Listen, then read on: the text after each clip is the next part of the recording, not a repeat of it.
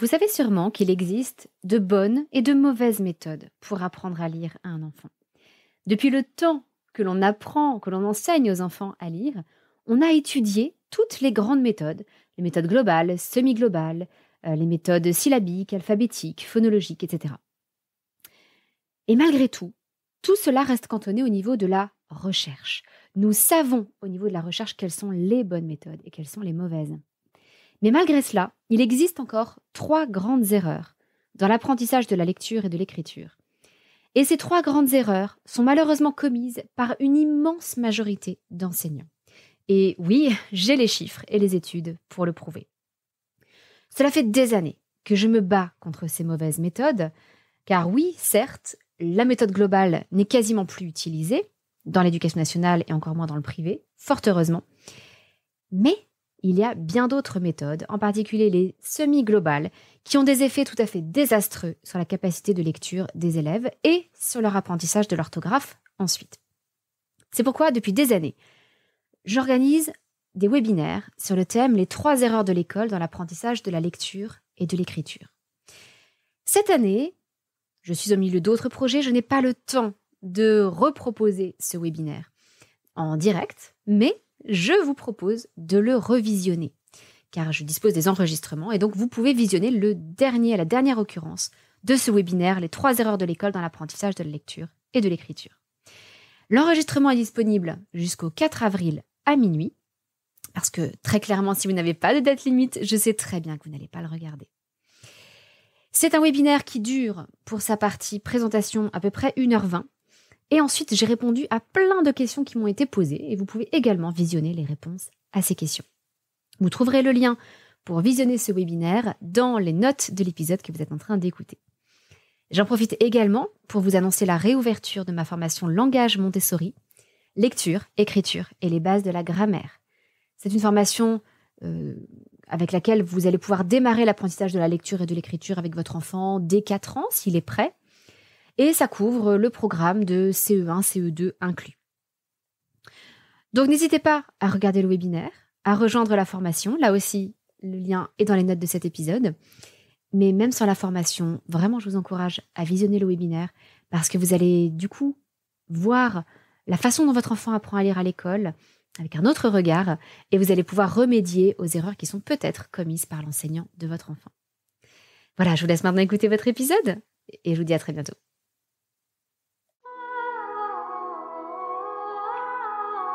Bienvenue sur le podcast des Montessori 7, Montessori à la maison. Je suis Anne-Laure Schneider, formatrice Montessori et maman de 5 enfants instruits en famille. Ma mission, c'est d'aider les parents, les assistantes maternelles, bref, tous ceux que dans notre communauté nous appelons des souricettes, à mettre en pratique la philosophie Montessori chez eux, avec leurs enfants ou les enfants qu'ils gardent. Dans ce podcast, nous parlerons donc de pédagogie Montessori, mais aussi de discipline positive, d'instruction en famille, ce que l'on appelle aussi l'école à la maison, de co-schooling et de bien d'autres choses encore. Il y a quelques semaines, j'ai été interviewée par Adrien dans le podcast L'Art des livres. Nous y avons parlé de la pédagogie Montessori et de surtout comment transmettre le goût de la lecture à nos enfants. Faut-il les forcer, insister? Comment développer une passion pour la lecture? Comment adapter les lectures à l'âge de l'enfant? Est-ce le seul critère? Tout ça, ce sont des questions que nous avons abordées avec Adrien. Et je vous en ai déjà parlé dans mon infolettre il y a quelques semaines, mais pour ceux qui ne sont pas abonnés ou qui n'ont pas pris la peine d'aller sur le podcast L'Art des livres, eh bien, Adrien a très gentiment accepté de partager le fichier audio que je suis donc ravie d'inclure aujourd'hui dans mon propre podcast des Montessori 7. Évidemment, je vous encourage à aller écouter le podcast L'Art des livres. Il est absolument passionnant, il aborde tout un tas de sujets, aussi bien des comptes rendus de livres que des interviews avec des gens de tous horizons. Et je vous recommande aussi la chaîne YouTube d'Adrien, Mémoires d'Adrien. C'est évidemment un jeu de mots avec le livre de Marguerite Yourcenar, Les Mémoires d'Adrien. Mais bon, il s'écrit un petit peu différemment. Bref, vous retrouverez le lien vers le podcast et la chaîne YouTube d'Adrien, donc L'Art des livres et Mémoires d'Adrien, dans les notes de cet épisode. Et vraiment, c'est une chaîne et un podcast que je vous recommande chaleureusement. J'espère que notre conversation vous plaira et je vous laisse maintenant à votre écoute.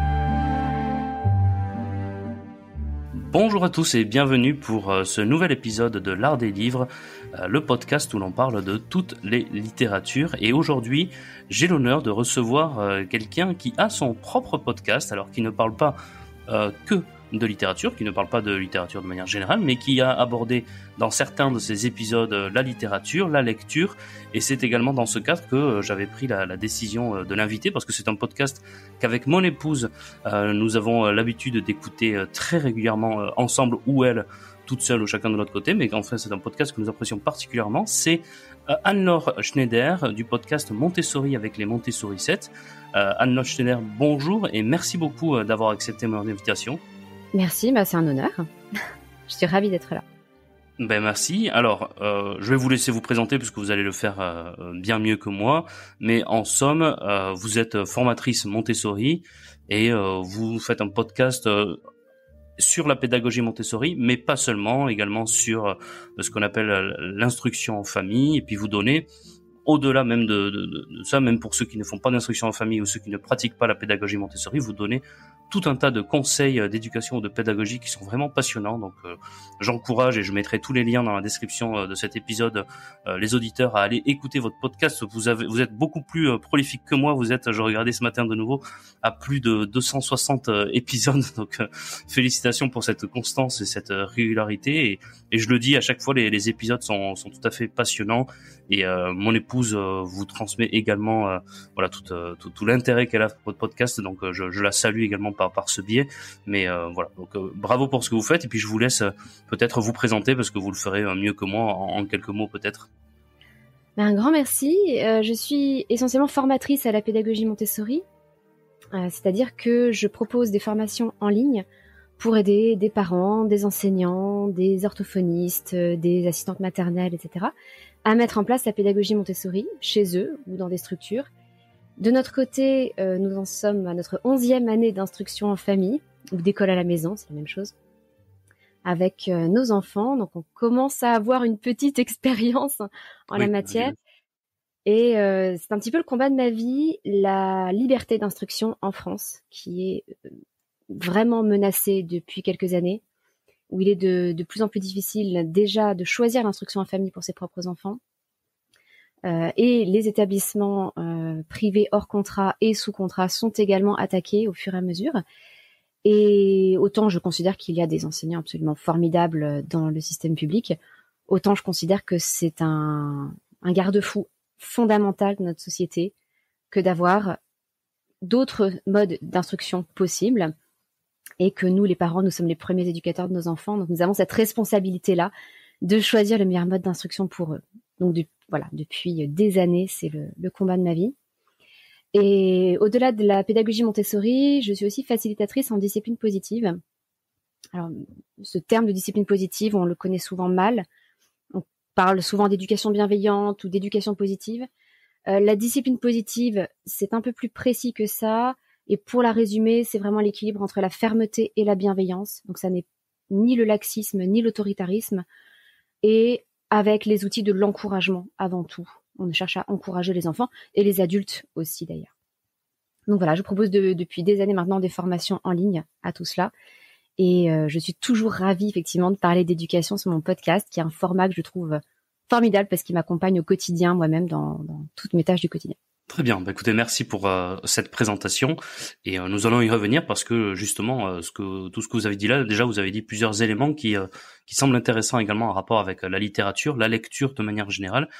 Quelques expériences que vous avez données, on y reviendra dans un de vos épisodes que je conseille pour ceux qui aiment la lecture, mais enfin tous les épisodes seront passionnants, mais l'épisode 247, comment redonner, avec le entre parenthèses, ou donner le goût de la lecture. Vous donnez plusieurs conseils, on reviendra sur quelques-uns d'entre eux, mais il dure plus d'une heure, il est vraiment passionnant et honnêtement, je crois que j'aurais pu dire tout ce que vous avez dit sur les façons de donner envie, les modes d'acquisition, le refus du snobisme, les différents conseils de lecture que vous donnez. En fait, c'est tout ce que je défends ici. Donc voilà. Donc n'hésitez pas, chers auditeurs, à aller écouter cet épisode parce que on y reviendra sur quelques-uns d'entre eux et c'est tout à fait intéressant sur ce que vous avez dit, notamment sur la lecture et l'expérience d'un de vos enfants qui est retourné à l'école et qui en quelques mois finalement ne voulait plus du tout lire, ou en tout cas ne lisait plus du tout de la même manière. Donc on y reviendra au cours de cet épisode si vous le voulez bien. Oui.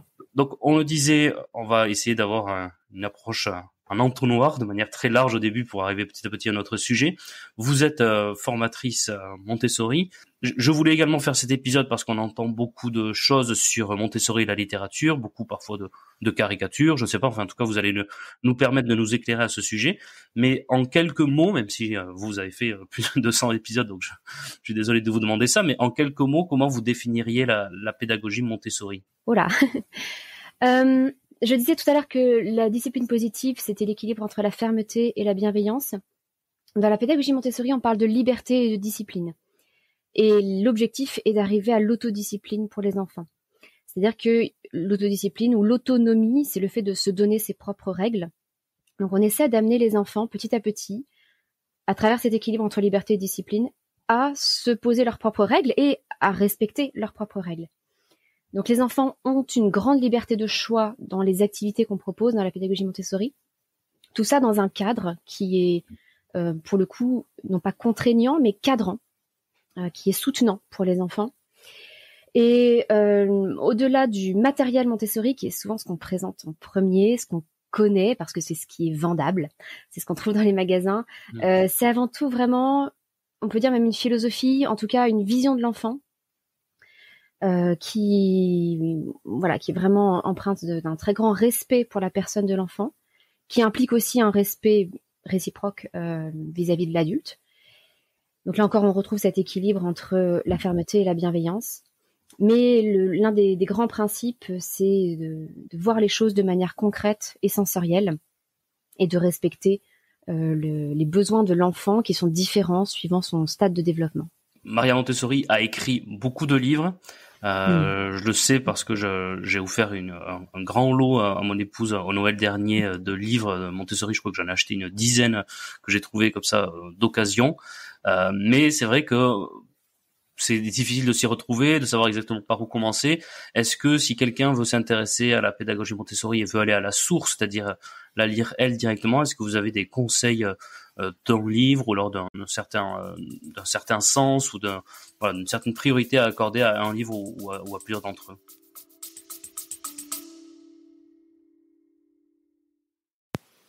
J'ai fait une petite pause pendant cet épisode pour vous rappeler que mon webinaire Les 3 erreurs de l'école dans l'apprentissage de la lecture et de l'écriture est disponible au visionnage jusqu'au 4 avril à minuit. Ne ratez pas cette échéance, je le propose en général à peu près une fois par an. Donc vraiment sautez sur l'occasion, ça va vous apprendre un tas de choses sur l'apprentissage de la lecture et de l'écriture et ça va vous permettre, si vous êtes professionnel évidemment, d'utiliser les bonnes pratiques éducatives et pédagogiques, mais si vous êtes parent, de remédier peut-être aux erreurs commises par les enseignants de vos enfants. J'en profite également pour vous rappeler l'ouverture de ma formation Langage Montessori, la réouverture de cette formation, pour apprendre à votre enfant ou aux enfants que vous avez dans vos classes, que vous avez en rééducation, etc., leur apprendre à lire, à écrire et même les bases de la grammaire suivant la pédagogie Montessori. Je vous donne dedans toutes les présentations Montessori que vous pouvez visionner en conditions réelles avec un vrai enfant. Et vous voyez toute la progression de ces activités Montessori, quoi présenter également par rapport à telle ou telle difficulté. C'est-à-dire que si vous faites de la rééducation, vous allez pouvoir aller sélectionner l'activité qui correspond à la difficulté de l'enfant que vous avez en face de vous. À chaque fois, je vous donne toutes les explications, à la fois pour fabriquer ou réunir le matériel, et aussi pour savoir le présenter correctement. Et comment réagir si l'enfant a plus ou moins envie de travailler, vous provoque un petit peu, ou commet certaines erreurs durant la pratique de l'activité. Donc vraiment, c'est une formation extrêmement complète. Toutes les personnes qui l'ont suivie sont absolument enchantées de l'avoir suivie. Donc n'hésitez pas à y jeter un coup d'œil. Tous les liens, que ce soit pour le webinaire ou la formation langage, sont dans les notes de l'épisode que vous êtes en train d'écouter. Allez, je vous laisse retourner à l'écoute de l'épisode du jour.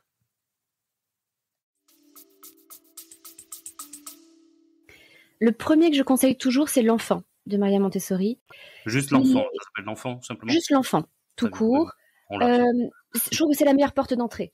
il est simple, il est clair, et il ne rentre pas trop en profondeur dans le matériel. C'est vraiment la vision de l'enfant, comment on le considère, comment on peut l'amener à grandir, à s'épanouir. Je trouve que c'est le moins technique et celui qui donnera l'idée peut-être la plus juste au démarrage de la pédagogie Montessori. Ensuite, le problème avec les livres de Maria Montessori, c'est qu'ils ont été traduits et que les traductions sont... Alors, je ne parle pas italien, je ne lis pas l'italien, donc je ne sais pas exactement ce qu'elles valent. Maria Montessori a aussi écrit des livres directement en espagnol et en anglais, si je ne dis pas de bêtises, probablement avec de l'aide. Mais du coup, pour moi, en tout cas, il est difficile de lire Maria Montessori dans le texte. Et certaines des traductions peuvent être un petit peu vieillies ou un petit peu lourdes, je trouve. Mais l'enfant reste très clair. On va, si vous le permettez, rentrer maintenant dans le vif du sujet. On entend souvent parler de certaines choses à propos de Maria Montessori, la littérature. Est-ce que la littérature, la lecture ont une place importante dans la pédagogie Montessori ? Oui, oui, absolument. Peut-être déjà parce que dans la pédagogie Montessori, on enseigne la lecture dès qu'on considère que l'enfant est prêt et qu'il en a l'envie. Maria Montessori parle de périodes sensibles pour la lecture, et donc on commence beaucoup plus tôt que ce qu'on fait dans l'éducation nationale, par exemple. D'accord. L'enseignement de la lecture dans la pédagogie Montessori se fait entre 3 et 6 ans. Certains enfants démarreront à 4 ans, certains démarreront plutôt à 6 ans, c'est très variable suivant les personnalités, mais la plupart des enfants qui sont vraiment dans un environnement Montessori savent lire vers 5-6 ans, donc quand même beaucoup plus tôt que ce qu'on fait aujourd'hui. Et en sachant lire vers 5-6 ans, c'est tout un monde qui s'ouvre à eux. Et bien sûr, on les encourage à lire, à découvrir de la littérature, mais aussi, et là aussi je pense que c'est une grosse différence par rapport à l'enseignement classique, on les encourage à écrire. L'écriture a la même importance et surtout précède la lecture. Donc l'enfant n'est pas directement un réceptacle de toute la littérature, de tout ce qui l'a précédé. Il est encouragé lui aussi à s'exprimer et à écrire. Alors évidemment, à 5-6 ans, il va écrire des petites listes, il va écrire des petites choses, il va écrire une recette de cuisine, il va écrire un poème. L'expression de l'enfant est placée sur le même niveau d'importance que la réception de ce qui a été écrit avant lui. Et l'écriture précède la lecture ? C'est ce que dit Maria Montessori. Alors, ce qu'il faut distinguer dans l'écriture, c'est le geste d'écriture, le geste graphique qui peut être difficile à acquérir, qui prend du temps. Oui. Alors que l'enfant est capable déjà d'écrire au sens de composer des mots. Et c'est là où on peut donner à l'enfant un alphabet mobile, donc des lettres découpées. Il est capable de composer des mots, en général, bien avant que la main soit capable de vraiment tracer des lettres de façon fine et lisible. Donc on sépare ces deux choses, ce qui permet justement à l'enfant de commencer à exprimer et à écrire des choses assez tôt et à découvrir, c'est quelque chose que je trouve assez magique, qu'il peut écrire un message à un moment donné et que quelqu'un d'autre peut le lire des heures plus tard. Ça nous paraît aujourd'hui complètement évident, mais en fait, le livre, c'est ça, dans son essence même, c'est de se dire que quelqu'un, à une époque donnée, a posé des mots sur le papier, et nous, parfois des siècles plus tard, on peut entendre la voix de cette personne qui est morte. Et donc ça, il découvre ça dans l'écriture très tôt avec l'alphabet mobile. Donc effectivement, l'écriture, mais dans ce sens-là, de composer des mots, précède la lecture. D'accord. Ah oui, c'est tout à fait passionnant ça. Dans votre épisode, justement, vous parlez de méthodes pour faire aimer la lecture, pour donner envie de lire. L'un des sujets que vous abordez, c'est la méthode d'apprentissage de la lecture. Oui. Qui est importante pour donner envie de lire et pour ne pas le forcer, ne pas presque le dégoûter d'emblée de lire et d'aimer lire. En quoi l'apprentissage de la lecture dans la pédagogie Montessori diffère des autres modes d'apprentissage, en tout cas dans l'école traditionnelle, et qu'est-ce que vous pensez de tous les débats qu'il y a? Alors je suis pas un expert du tout de l'apprentissage de la lecture, mais entre la méthode globale, la méthode syllabique, je crois, il me semble qu'il y en a d'autres, mais voilà, vous avez compris le sens de ma question. Comment se situe la pédagogie Montessori dans ce débat et comment apprend-on à lire chez Montessori? Alors dans l'éducation, dans l'enseignement classique, disons, il y a eu tout un mouvement qui partait d'une intention tout à fait louable, justement de donner le goût de la lecture aux enfants en leur permettant de lire rapidement des petits textes via la méthode de lecture globale. Donc là, l'idée, c'était vraiment de lire les mots dans leur ensemble, de reconnaître leur forme, comme on reconnaît le dessin d'un cœur ou d'un chien, et de se dire, ça c'est un cœur, ça c'est un chien, ça c'est le mot cheval. Voilà, on le reconnaît visuellement. Effectivement, très vite, les enfants sont capables de, j'aime pas trop utiliser le mot lire dans ce contexte-là, mais de reconnaître de petits textes, mais uniquement avec des mots du quotidien. Et ils risquent de faire des confusions entre des mots, ils cherchent à deviner les mots. Et donc ça fonctionne avec un registre de langue très pauvre, où les enfants, par exemple, vont lire couteau au lieu de canif, parce qu'ils comprennent que dans la phrase, on va parler d'un couteau. Donc ça, c'est la méthode de lecture globale.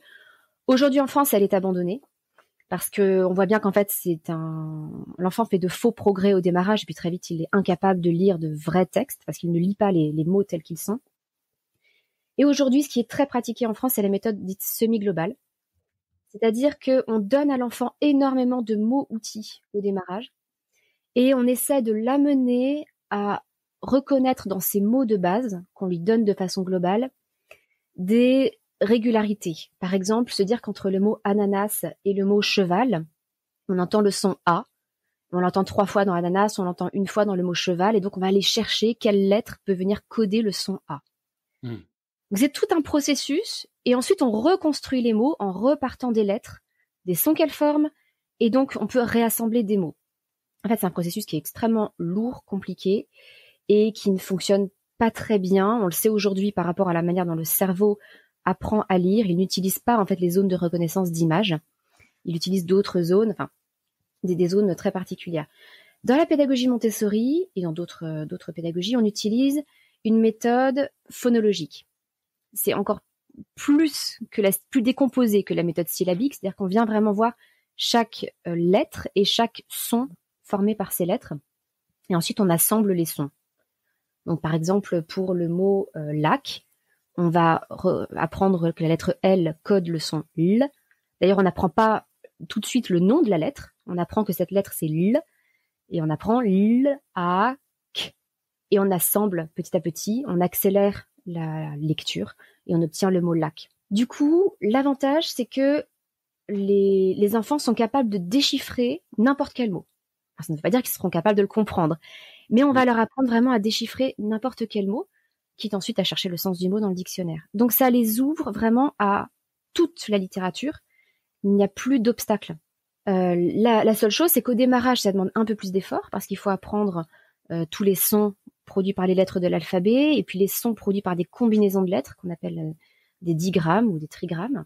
Et ça demande un certain effort au démarrage. Et c'est là où c'est fondamental de démarrer au moment où l'enfant est dans sa période sensible de la lecture.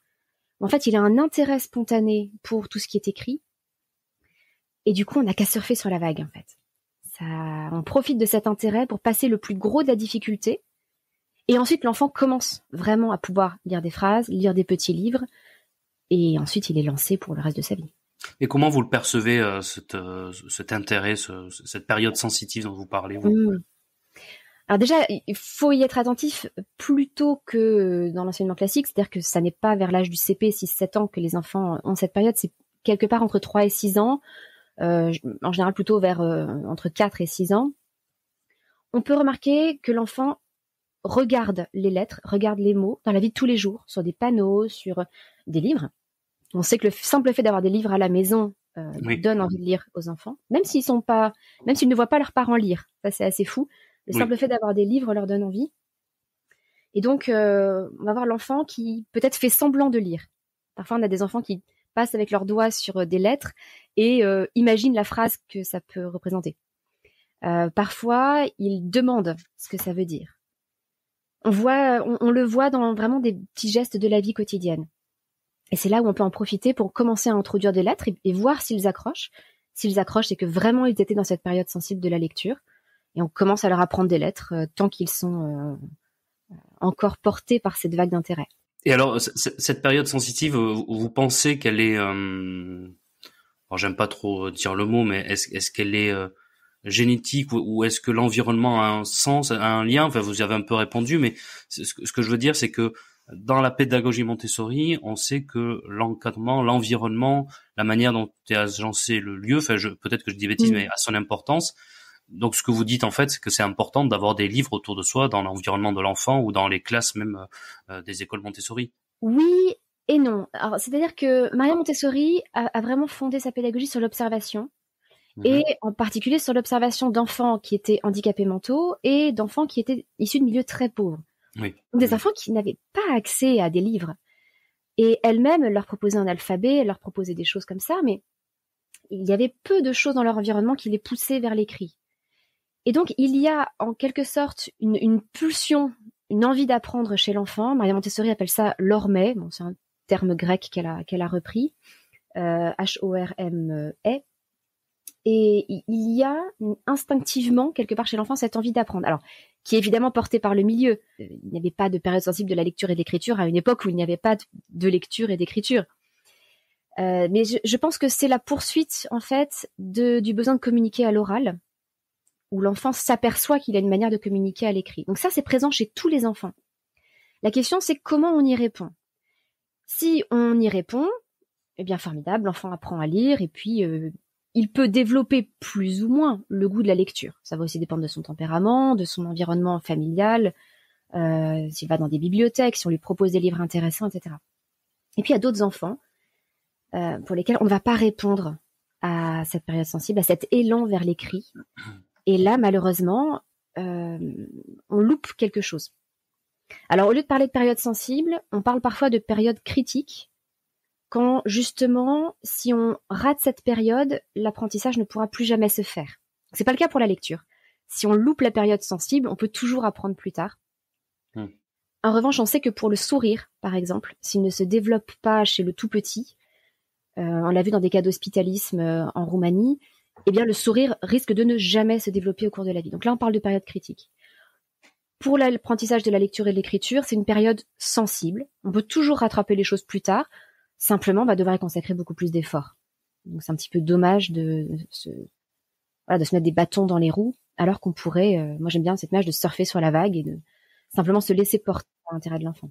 Parfois, on entend, alors là, c'est une question, je sais pas si vous allez pouvoir y répondre, mais parfois on entend sur certains personnages dans l'histoire, mais c'est peut-être souvent des légendes, que il s'est fait tout seul, ou certains même vont nous expliquer qu'ils ont appris à lire tout seul. Est-ce que vous estimez que ça serait possible, humainement possible, d'apprendre à lire tout seul, c'est-à-dire, je sais pas, même un enfant sauvage qui serait entouré de livres, est-ce qu'il pourrait un jour apprendre à lire tout seul?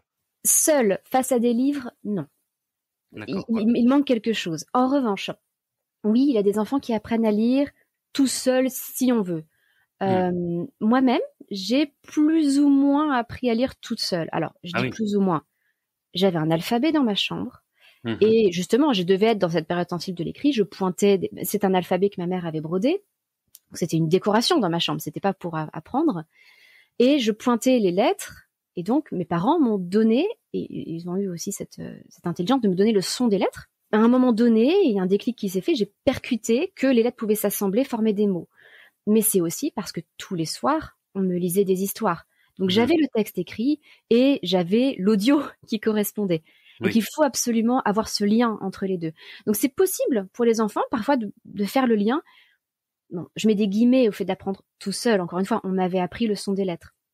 Mais on n'avait pas fait des cours et des leçons pour apprendre à lire. Et effectivement, ça a fonctionné. Certains enfants peuvent, petit à petit, justement, en entendant des histoires qu'ils connaissent par cœur, parce qu'en général, les enfants réclament les mêmes histoires des dizaines de fois de suite, et ils finissent par savoir que tel mot est codé de telle façon par tel ensemble de lettres. Et donc, ils peuvent faire ce travail d'analyse. Bon, ça reste une minorité de cas. En général, c'est quand même quelque chose de difficile, mais ça existe. Ce n'est pas grave, même si ça peut sembler lassant pour un parent, que son enfant réclame tous les jours la même histoire.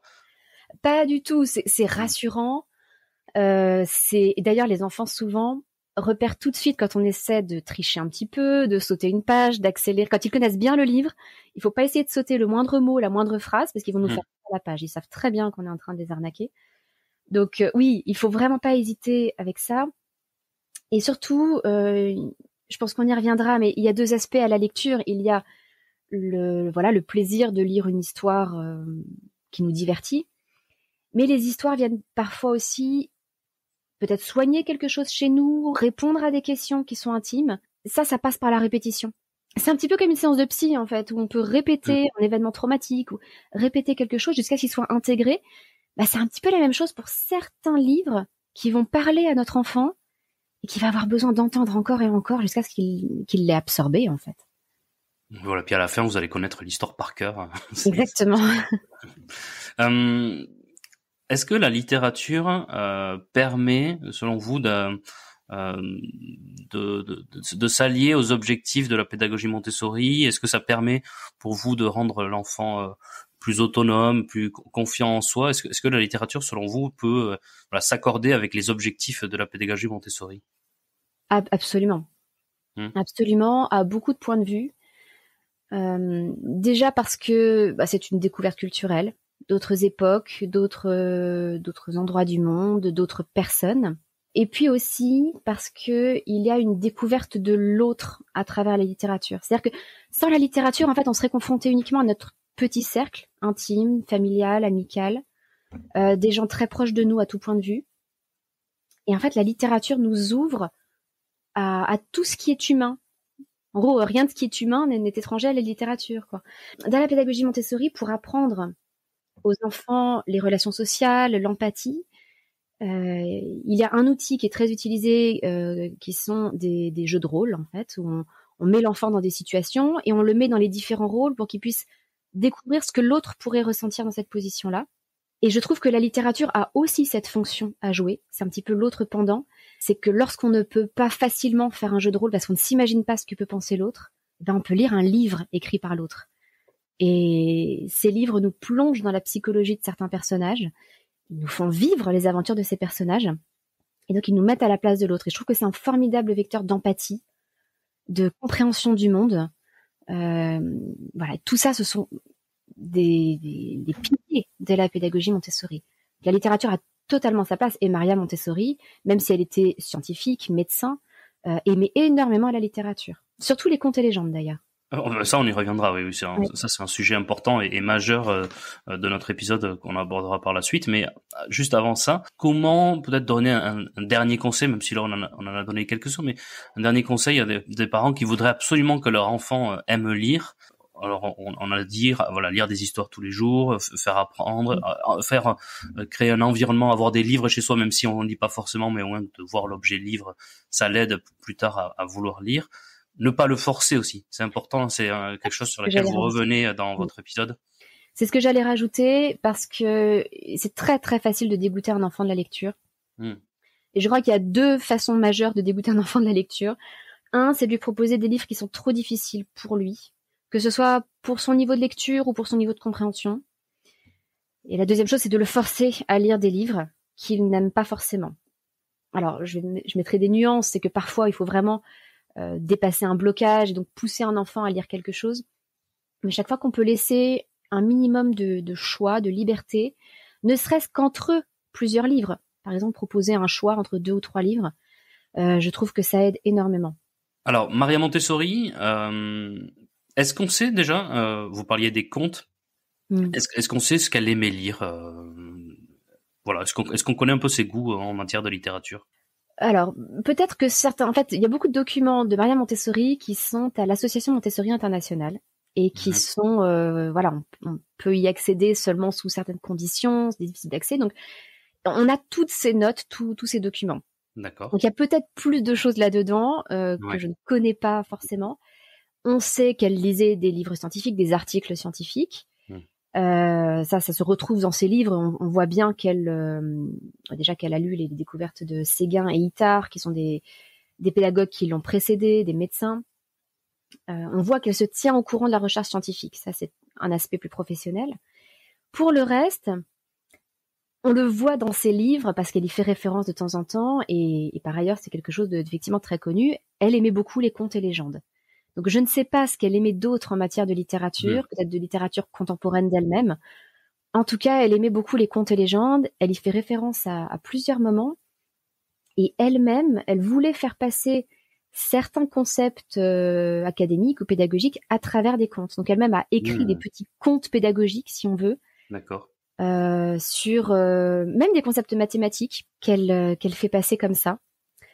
À travers l'histoire des 3 rois. Enfin, il y a plein de choses qu'elle a inventées, des concepts aussi autour de la grammaire. Donc, ça peut paraître très aride, et en fait, elle-même crée des petites histoires comme cela. Pour elle, les contes et légendes étaient, je pense, une façon fondamentale d'appréhender l'univers entier. Je crois que c'est vraiment comme ça qu'on peut le résumer pour elle. Mhm. Et pour autant, donc ce que l'on dit souvent, c'est que Maria Montessori déconseille l'imaginaire, Oui, déconseille voilà, dès que ça sort un peu de la réalité. En réalité, ce que vous me disiez et ce que vous avez déjà dit dans le podcast, c'est que c'est une question d'âge en fait. Elle déconseille pas du tout l'imaginaire parce qu'elle-même était donc c'est ça. lectrice.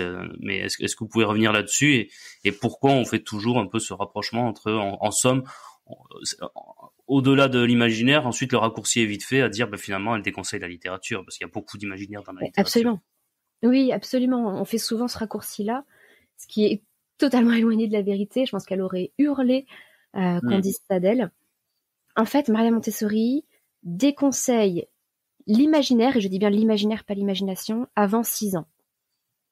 L'idée, c'est que l'esprit de l'enfant est en pleine construction, mais il va continuer à se construire encore pendant des années, mais particulièrement entre les âges de 0 et 6 ans, et il a surtout besoin, selon elle et ses observations, d'appréhender le monde tel qu'il est. Et plus tard, il sera temps d'imaginer le monde tel qu'il pourrait être, et pas partir dans l'imaginaire. Alors, je distingue l'imaginaire et l'imagination. L'imaginaire, c'est ce qui est impossible ou qui n'est pas plausible dans notre univers.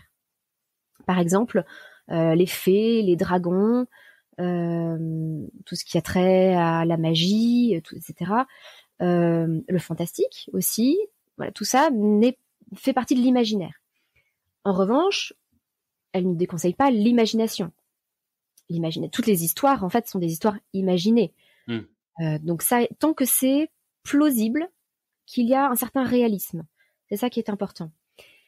L'idée, c'est simplement d'aider l'enfant à construire son esprit sur des bases fiables et solides. En fait, elle déplorait, par exemple, qu'on raconte de fausses histoires aux enfants, comme le Père Noël, alors, pour nous, en France, la petite souris, des choses comme ça. Parce que l'enfant va le prendre pour argent comptant, en fait, et s'imaginer que c'est la réalité, et ça peut même faire peur aux enfants. Il y a des enfants qui ont peur qu'un monsieur barbu descende chez eux la nuit de Noël, qu'il y ait une petite souris qui se balade dans la maison. Enfin, ils prennent ça au pied de la lettre. Et en plus, quand on leur explique que c'est faux, que c'était juste une histoire qu'on leur racontait, ils perdent confiance en l'adulte. On a un peu ce double effet négatif que Maria Montessori voulait éviter. Et en revanche, elle considère que, alors je dis à partir de l'âge de 6 ans, on est bien d'accord que c'est un continuum, qu'on n'a pas une barrière le jour anniversaire des 6 ans, où tout d'un coup on serait capable de comprendre l'imaginaire. Mais elle considère que, en gros, à partir de cet âge-là, l'âge de raison, on arrive à faire la part des choses entre l'imaginaire et la réalité. L'autre chose aussi, c'est qu'elle voulait éviter que les adultes n'imposent leur imaginaire aux enfants. Parce que c'est un peu ça qu'on fait aussi quand on leur lit des contes, quand on leur lit des histoires imaginaires très jeunes. Quelque part, on bride leur propre imagination.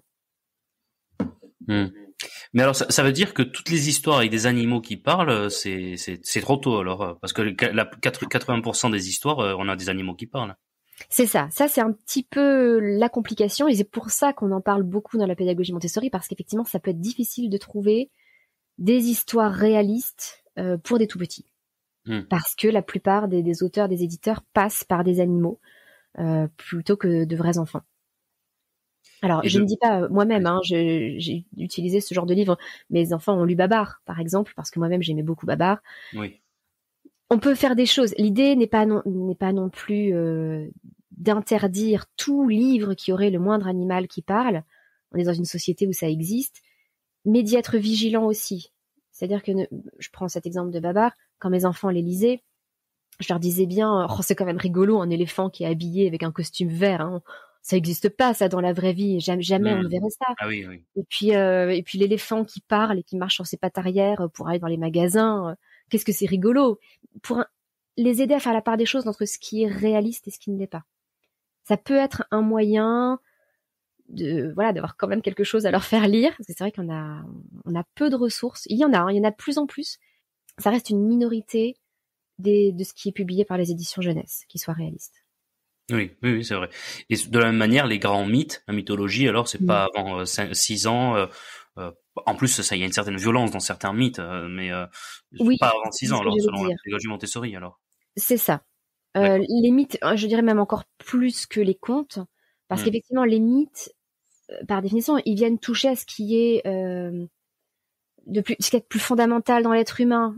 Pourquoi quelque chose plutôt que rien, pourquoi la vie plutôt que la mort, le bien, le mal, les pulsions, etc.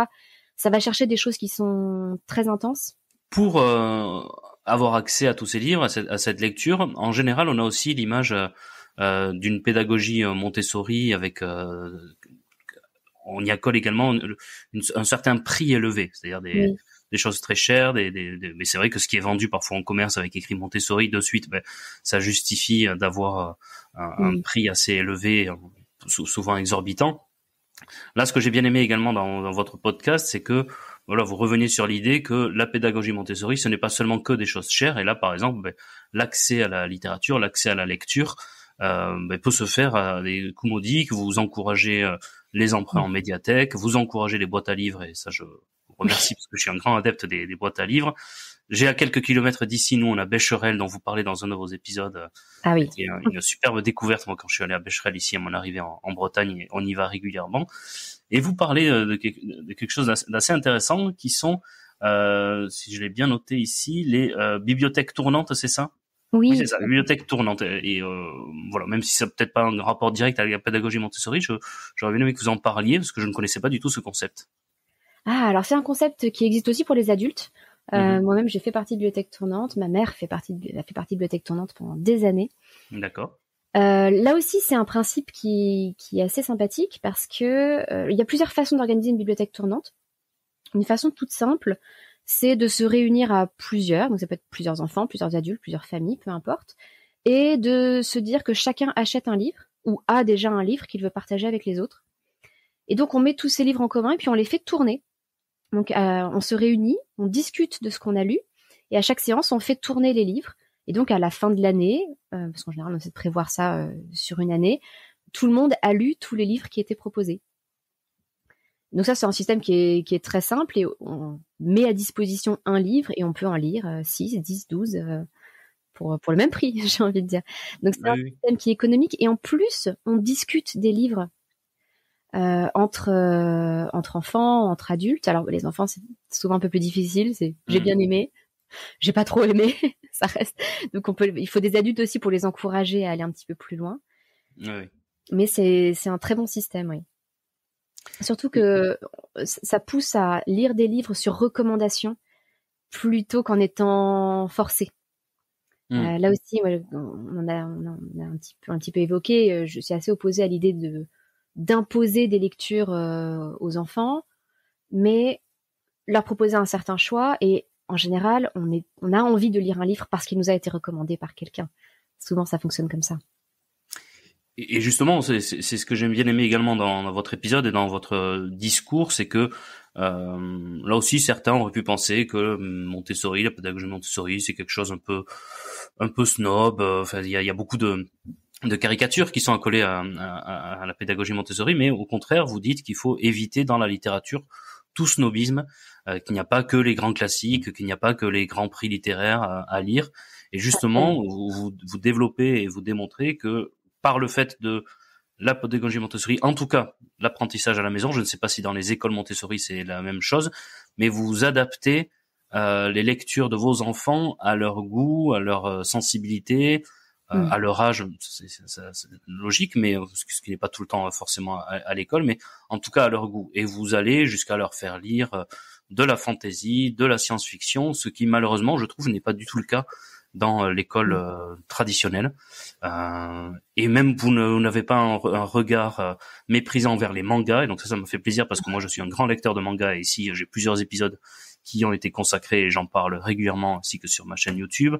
Vous avez parlé de Philippe Cadic, j'ai aussi un épisode, donc voilà, ça m'a fait vraiment plaisir d'entendre votre discours sur la littérature. Vous avez parlé de Tolkien, enfin bref, vous dépassez ces clivages-là qui malheureusement, et je trouve et je le regrette, existent encore dans l'école traditionnelle, et on ne fait pas lire de la science-fiction ou de la fantasy ou même des mangas, des bandes dessinées, ça, alors peut-être qu'il y a une question de prix, je ne sais pas, mais ça c'est quelque chose que la pédagogie Montessori, en tout cas vous développez, c'est d'adapter les lectures au goût de l'enfant, même si, vous le dites, il y a aussi des lectures imposées chaque mois, c'est ça, hein? Alors là, c'est notre système lecture C'est imposée, vous, évidemment, oui. j'y reviendrai, mais Maria Montessori elle-même n'était pas snob parce que, mine de rien, avec les études qu'elle avait faites, on aurait pu se dire qu'elle aurait défendu une vision très élitiste de la littérature. Et pourtant, encore une fois, son genre préféré, a priori, c'était les contes et légendes.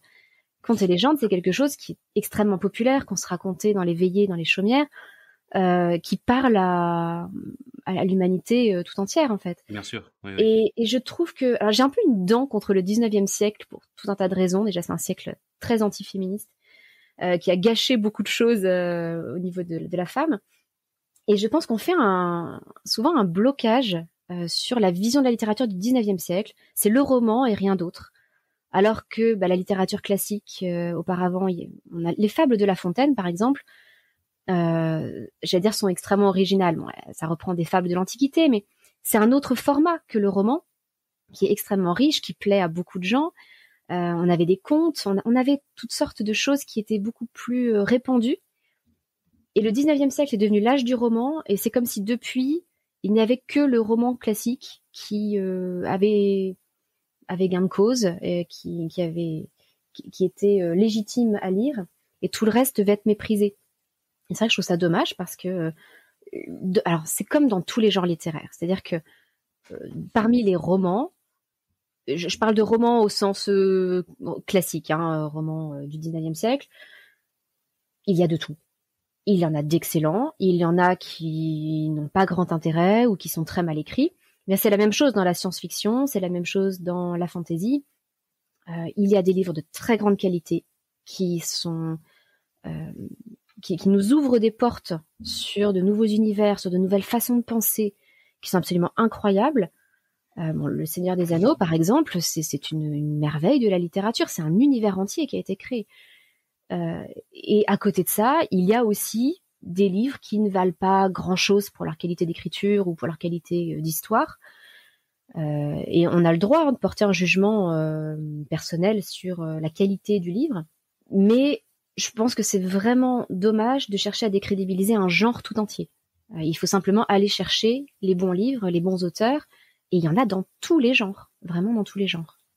Et vous dites justement que l'un de vos enfants, et vous l'avez remis dans l'école traditionnelle une année, et en fait il est arrivé en lisant, en bon lecteur, en aimant bien lire, et en fait il n'aimait plus du tout lire à la fin de l'année, c'est ça, hein?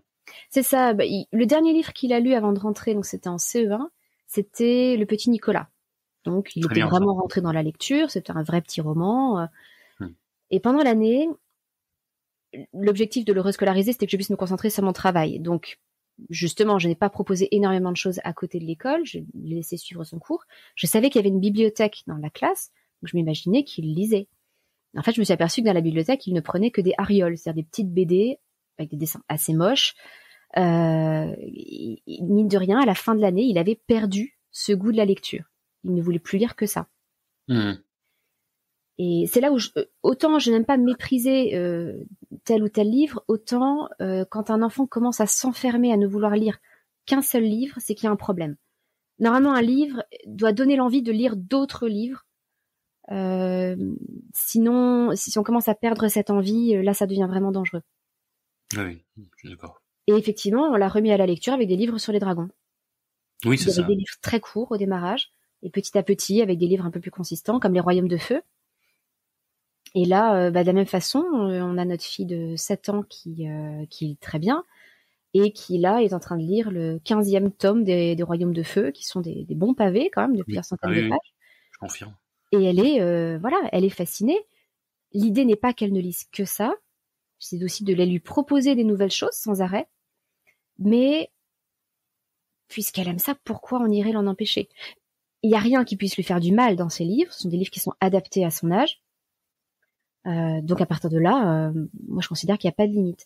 Et à côté de ça, effectivement, pour leur faire découvrir de nouvelles choses, on a adopté le système avec mon mari d'un livre chaque mois. Alors c'est un livre imposé au sens où on leur impose de lire un livre par mois, qui soit ce qu'on considère, nous, un classique, mais on leur laisse du choix. On leur laisse le choix, généralement, entre 2 à 4 livres. On leur dit, bah tiens, ça serait pas mal, ça serait pas mal, voilà. Et on leur ouvre des portes.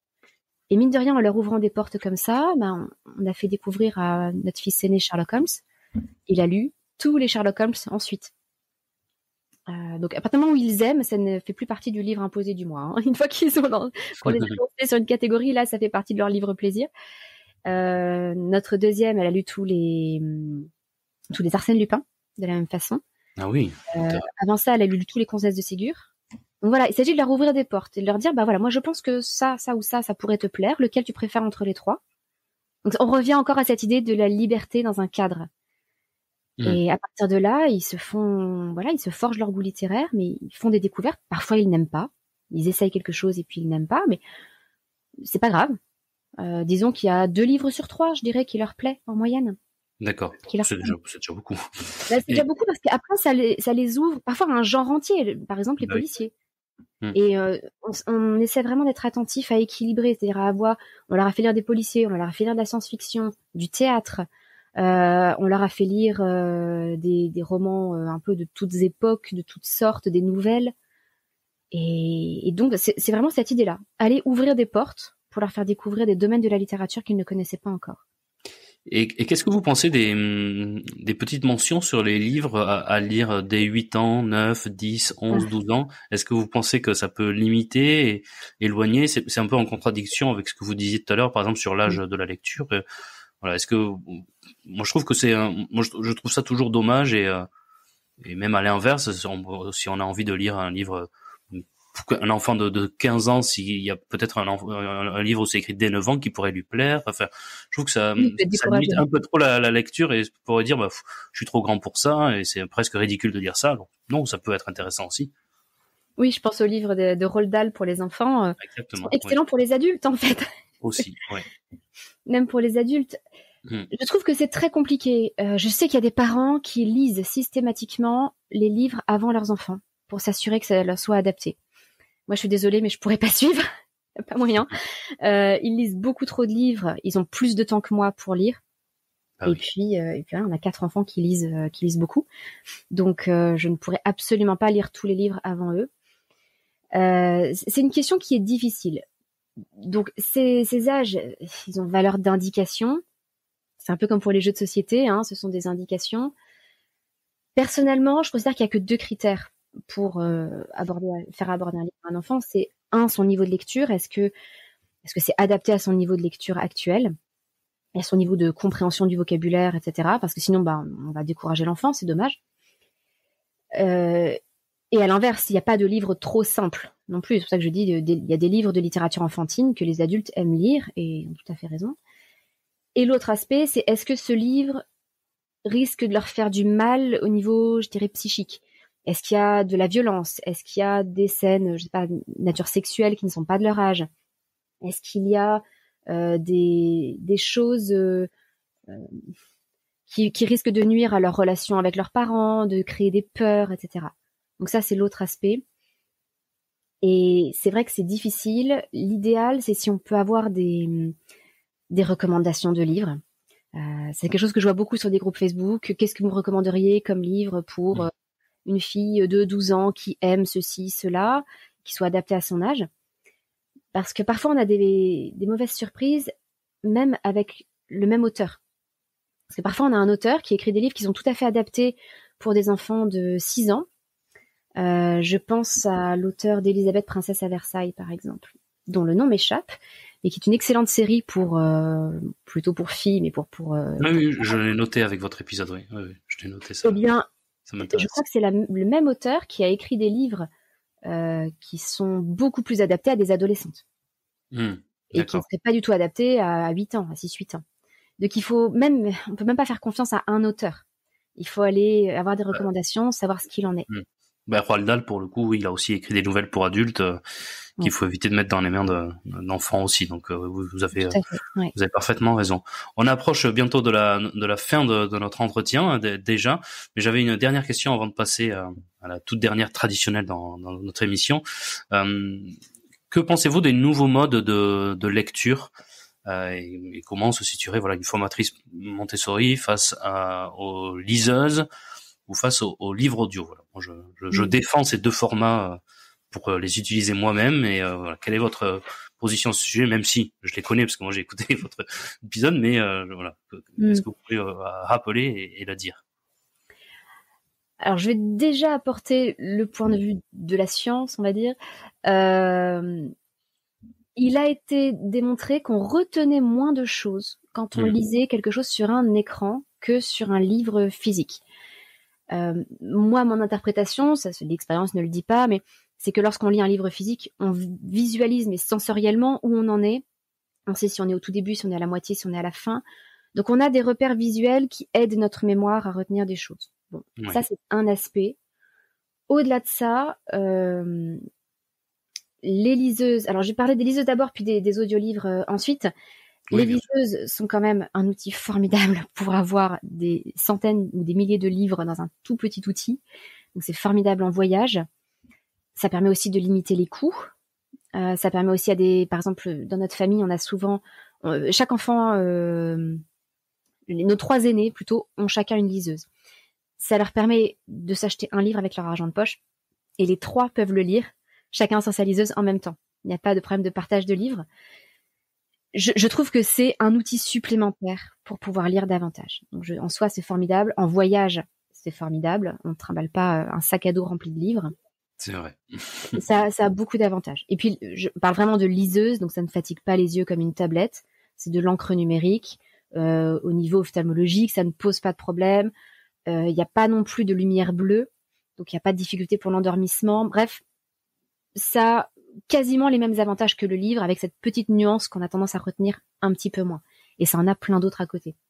Oui, je suis d'accord avec vous, et moi je le redis, je l'ai dit dans une vidéo qui va bientôt sortir sur ma chaîne, mais ça a changé ma vie parce que j'ai des gros problèmes de vue, et c'est vrai que le soir j'arrivais presque plus à lire, ou alors fallait mettre une lumière très forte et ça gênait tout le monde et ça me faisait mal à la tête. Et voilà, la liseuse a ce côté pour moi médical fondamental, donc je les défends et je vais pas les mépriser comme certains. Et c'est la même chose pour les audiolivres, c'est qu'il y a une accessibilité du coup du livre qui est différente. Personnellement, j'écoute très peu d'audiolivres, pour ainsi dire pas, pour la simple et bonne raison que ça prend beaucoup de temps en fait d'écouter un livre en audiolivre, et que ce temps-là, je passe plutôt à écouter des podcasts. Et c'est vrai que lire va plus vite. On le sait bien, hein, quand on lit dans sa tête, on va plus vite que quand on lit à haute voix. Donc moi, c'est la seule raison pour laquelle c'est quelque chose que je fais assez peu. Le coût aussi, parce que c'est souvent plus cher que le livre imprimé lui-même. Ça, c'est vrai. Oui. Et surtout que le livre imprimé, on m'a parlé, il y a les médiathèques, les boîtes à livres. Aujourd'hui, un classique, ça coûte rien du tout. On peut en trouver pour 50 centimes. Oui. Donc voilà, ça épargne un petit peu le budget. Les audiolivres, on n'en est pas encore là, c'est normal, hein, faut payer des acteurs. Mais je trouve que on en revient aussi à cette mémorisation. Personnellement, je suis très visuelle, donc je retiens beaucoup mieux sur un livre écrit. À l'inverse, il y a beaucoup de gens qui sont très auditifs et qui retiennent beaucoup mieux ce qu'ils auront entendu. Et puis le fait d'entendre un livre dans différents endroits, on rattache le souvenir qu'on a du livre à l'endroit en question. Je ne sais pas si vous êtes déjà arrivé de refaire un trajet en voiture qu'on ne fait pas souvent et de se dire « Tiens, j'ai entendu telle chose quand j'étais en voiture à tel endroit. Ça me fait revenir en mémoire un passage de podcast, un passage de livre qu'on a entendu à ce moment-là. » Donc pour le coup, je pense que ça peut favoriser une certaine mémorisation et puis c'est une accessibilité encore plus grande au livre. Bah oui, pour l'exemple, on en reparlait l'autre jour avec mon épouse, on se souvenait du trajet qu'on avait fait en entendant votre premier podcast. Enfin, la première fois qu'on a entendu votre podcast, on s'en souvenait. Bah merci en tout cas pour tous ces éléments et cet échange passionnant, vraiment, Anne-Laure, c'était vraiment très intéressant. Il y a une toute dernière question qui est traditionnelle dans notre épisode, même si on est complètement transparent, nous allons ensuite tourner une vidéo de votre bibliothèque idéale. Il y a quand même une question pour seulement les auditeurs de podcast, qui sont en somme les 3 livres que vous conseilleriez. Mais alors évidemment, c'est cruel de devoir choisir. Et demain à la même heure, vous en choisiriez 3 autres. Mais voilà, c'est toujours bon pour nos auditeurs, peu importe le sujet qu'on aborde, même si on aborde de l'économie, de la philosophie, tous les invités y passent. 3 livres comme ça que vous conseilleriez instinctivement à quelqu'un qui rentrerait dans une librairie. Oui, alors comme on a parlé des enfants, je voulais en conseiller un justement aussi pour les enfants, qui est moins connu que Le Seigneur des Anneaux, et pourtant c'est un camarade de Tolkien qui l'a écrit, c'est Le Monde de Narnia, de C.S. Lewis, que je trouve absolument formidable, et on retrouve dans Le Monde de Narnia, comme dans Tolkien, Le Seigneur des Anneaux, toute une mythologie. Alors Lewis, lui, s'inspire beaucoup de la Bible. Il y a un côté très christique dans Le Monde de Narnia, mais alors pour le coup, ce sont des histoires d'animaux qui parlent. Il y a 7 livres dans la série, dont 3 qui ont été mis en scène au cinéma, et les films sont d'ailleurs pas mal du tout. Moi, je les apprécie beaucoup avec les enfants. Et donc, ce sont les histoires d'enfants qui passent dans le monde de Narnia, qui est un monde magique pour le coup, où se rejoignent les contes de fées, des animaux de fable, toutes sortes de choses. Et puis il y a différentes aventures suivant les tomes, mais l'aventure la plus connue, c'est celle du lion, de la sorcière et de l'armoire magique. Et je vais pas en dire plus parce que déjà le titre, je trouve, résume un petit peu l'idée. Donc ça serait pour les enfants. Alors effectivement, on en parlera peut-être un peu plus. Moi, mon livre préféré entre tous, c'est La Porte étroite d'André Gide. D'accord. Que je ne vais peut-être pas déflorer pour que les gens aillent écouter, parce que j'en parlerai forcément dans la bibliothèque Bien idéale. Ouais. Donc je ne déflore rien, mais je vais juste dire que c'est un livre que j'ai lu assez jeune, je crois vers 10 ans, peut-être 10-12 ans, et que j'ai relu à différentes périodes de ma vie, et que j'ai découvert sous un nouvel angle à chaque fois. Donc je trouve que c'est une lecture qui est extrêmement riche. Voilà, mais ça sera intéressant d'en parler parce que en général, les gens qui passent à ce micro rejettent plutôt Gide que ne l'apprécient. Donc ça serait intéressant d'en parler et que vous nous expliquiez ce qui vous plaît chez Gide. Et enfin, il n'y en a pas eu beaucoup, mais j'ai souvenir de 3 personnes qui sont arrivées et qui ont dit Gide, ça vraiment, ça m'a, j'ai été presque terrorisé par Gide. Enfin, ils ont trouvé ça très particulier, Gide. Donc c'est intéressant que vous le citiez. Il est rarement cité, donc c'est intéressant. Et je comprends, et surtout, je pense parce souvent on fait lire les faux monnayeurs en classe. Oui. Et je suis pas certaine que ce soit la meilleure porte d'accès, peut-être. Enfin, en tout cas, moi, La Porte étroite a été ma porte d'accès justement à André Gide. Et ça m'a peut-être justement permis d'avoir une image plus positive, plus équilibrée de lui. En tout cas, que c'est un de mes auteurs vraiment préférés. Et puis, comme justement on parlait des BD, d'autres genres, etc., je voulais recommander un manga pour changer un petit peu. Je lis peu de mangas pour différentes raisons. Déjà parce qu'on en trouve moins, de plus en plus, mais on en trouve moins en bibliothèque que de livres. Et puis ça a un certain coût parce que ça se lit très très vite, malheureusement, un manga. Et donc on a très vite envie d'acheter 10 ou 20 tomes. Et un manga que je trouve magnifique, c'est Les Gouttes de Dieu sur le vin. En plus, là, pour le coup. Il y en a beaucoup. Et justement, j'ai lu les premiers en bibliothèque. Donc, oui, moi aussi. Moi, je ne les ai qu'à partir du moment où la bibliothèque s'est arrêtée. Et je trouve que c'est extrêmement poétique.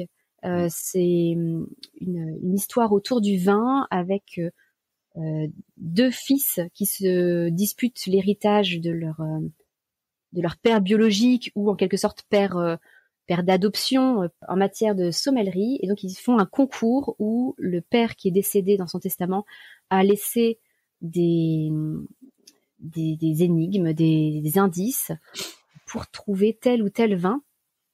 Et donc chacun des 2 fils, il y en a un qui n'est pas réellement fils, mais qui travaillait avec le père, propose à chaque fois un nouveau vin. Et c'est amusant parce que c'est un manga, donc on n'a absolument ni l'odeur, ni le goût, ni même le visuel, parce que souvent c'est en noir et blanc.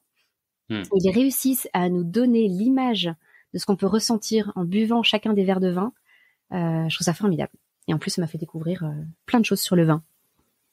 Je suis absolument d'accord avec vous. Et alors, ce qui est formidable avec les mangas, c'est que alors là, pour le coup, il y a aucune limite sur le sujet.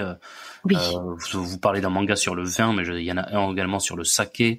Il y a également un manga sur un enfant qui veut devenir le meilleur boulanger. Il va faire toutes sortes de pains et c'est passionnant. Enfin, contrairement à d'autres genres, peut-être, il y a vraiment aucune limite. Vous pouvez trouver des mangas sur tout, et donc il y en a pour tous les goûts. Et il n'y a pas seulement les classiques que l'on connaît et qui, je comprends, sont un peu parfois dans la caricature. Et voilà, je comprends aussi l'image qu'ont les mangas. Je vais pas non plus totalement repousser et rejeter la faute sur ceux qui les méprisent, parce que en règle générale, on nous en a montré pas forcément les meilleurs, ou en tout cas les plus violents et les plus caricaturaux, alors qu'il existe toutes sortes de mangas passionnants et intéressants et pour tous les goûts, et puis certains divertissants aussi et qui peuvent plaire. Donc écoutez, ça fait 3 choix très éclectique, ça promet une belle bibliothèque idéale. J'ai hâte qu'on passe à ce format. Et vous avez abordé également par rapport à Narnia un autre sujet, alors qu'on n'a pas fait, mais qui est également dans votre épisode, c'est sur le rapport avec les films. Voilà, de donner envie aux enfants de lire en leur promettant ou en leur disant qu'après ils pourront voir le film et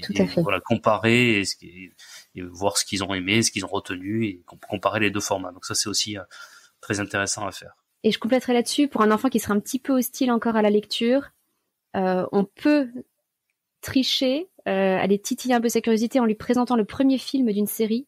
Je pense typiquement à Harry Potter. C'est quand même fou, hein. On a dû quasiment forcer notre fils de 10 ans à lire Harry Potter. Il faisait un blocage, il voulait pas. Alors que ses 2 aînés adoraient Harry Potter. Et pour le coup, ça a dû être un livre imposé du mois, Harry Potter, où on lui a quasiment pas laissé le choix. Mais voilà, ça peut être une solution de montrer le premier film pour donner envie et dire pour la suite, il faut que tu les aies lus. Écoutez, vous avez fait le bon choix, parce que c'est vraiment... moi, je suis un enfant de Harry Potter, le Seigneur des Anneaux. Ça a été mes 2 premières lectures. Oui. C'est ce que je dis souvent à ceux qui disent que c'est des sous-genres. On peut très bien... moi, je ne lisais que ça quand j'étais enfant, et Harry Potter, je les ai lus plusieurs fois. Et Harry Potter, le Seigneur des Anneaux, et aujourd'hui, je lis de tout. Donc, c'est aussi... ce sont des livres qui font aimer lire, et Harry Potter, c'est quelque chose que je recommande régulièrement. Donc, vous avez bien fait d'insister sur ce livre-là. Il faut trouver sa porte d'entrée. Oui, mon frère aîné, par exemple, pendant longtemps, n'aimait pas lire. Et c'est, je crois, jeune étudiant qu'il a découvert Romain Gary.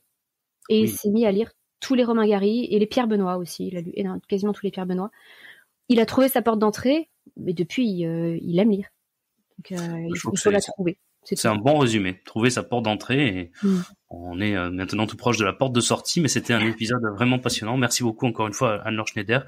Je rappelle le nom de votre podcast, donc Montessori avec les Montessori 7. On peut vous retrouver sur toutes les plateformes d'application comme mon émission, c'est-à-dire Spotify, Apple Podcast, Deezer, enfin voilà, tous endroits pour écouter les podcasts. Vous avez même une chaîne YouTube où vous mettez vos épisodes. Donc, oui, alors au format podcast, pas au format vidéo. Ça. Oui, je sais bien. Mais on peut les y retrouver. Il y a quelques vidéos sur la chaîne YouTube, mais j'en poste assez peu. Exactement. Donc l'épisode dont je parlais aujourd'hui, c'est l'épisode numéro 247. Donc comment redonner le goût de la lecture. Il y a aussi un épisode qui est intéressant, je crois que c'est le 32, comment apprendre à lire avec Montessori. Il me semble que j'ai noté 32. Et il y en a un autre où vous donnez également, et je n'ai pas noté le numéro, je crois que c'est 232 ou 233, je sais plus, où vous donnez des conseils de lecture ou ce que vous faites lire à vos enfants. Bon, c'est vers ces eaux-là, je sais plus exactement le numéro, là je l'ai pas noté, mais je l'ai réécouté aussi. Et c'est bien parce que vous donnez plein de références, et en fonction des âges de vos enfants, vu que vous en avez plusieurs, vous dites ce qu'ils lisent, et c'est très bien pour des parents. Donc je vous conseille, chers auditeurs, d'aller écouter ces 3 épisodes et puis tous les autres après, parce que vous allez voir que c'est passionnant et que vous faites ça très très bien. Donc bravo pour votre travail, et n'hésitez pas donc à aller vous abonner à son podcast et à mettre des commentaires. C'est toujours bien, même si on n'a pas forcément le réflexe de mettre des commentaires lorsqu'on écoute des podcasts. Je peux comprendre, c'est moins naturel que sur YouTube, mais mettez-en, ça fait toujours plaisir, et c'est important et c'est rassurant d'avoir des retours. N'hésitez pas à aller commenter les épisodes, ou puis l'épisode que vous écoutez actuellement, si vous le souhaitez. Je vous laisse le dernier mot de la fin si vous voulez dire une dernière chose, ou alors je vous laisse saluer nos auditeurs. Non, simplement que pour moi la lecture c'est s'ouvrir à tout ce qu'on ne peut pas découvrir par soi-même. C'est comme un portail, on parlait de science-fiction, c'est comme un portail ouvert sur d'autres mondes. Et je crois qu'on peut offrir ça à nos enfants, c'est un des plus beaux cadeaux qu'on puisse leur faire. Voilà. Bon, c'est un bon dernier mot, j'ai rien à dire à ça. Donc merci beaucoup. Et puis, merci beaucoup Adrien. prenez soin de vous, lisez des livres et puis à très très vite pour de nouvelles aventures sur l'art des livres. Au revoir.